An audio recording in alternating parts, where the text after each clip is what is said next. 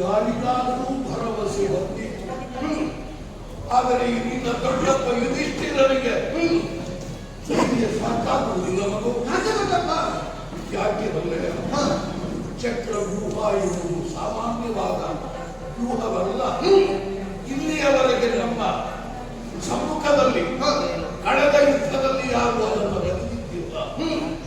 ಪಾಂಡವರನ್ನು ಗೆಲ್ಲುವುದಕ್ಕೆ ಅಸಾಧ್ಯ ಎಂಬ ನೆಲೆಯಲ್ಲಿ ನಮ್ಮನ್ನು ಸೋಲಿಸಲೇಬೇಕೆಂಬ ಉದ್ದೇಶದಿಂದ ಕಟ್ಟಿದಂತಹ ಕೋಟೆ ಮಗನೇನು, ಆ ಕೋಟೆಯನ್ನು ಹೊಕ್ಕಿರೀತೇನೆಂತೆ ಅದೆಷ್ಟು ಸುಲಭವೇ.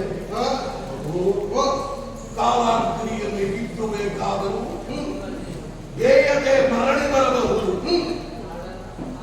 ಮೃತ್ಯುವಿನ ಬಾಯಿಂದ ಹೊಕ್ಕಾದರೂ ಜೀವಂತ ಹೊರಬರುವುದು.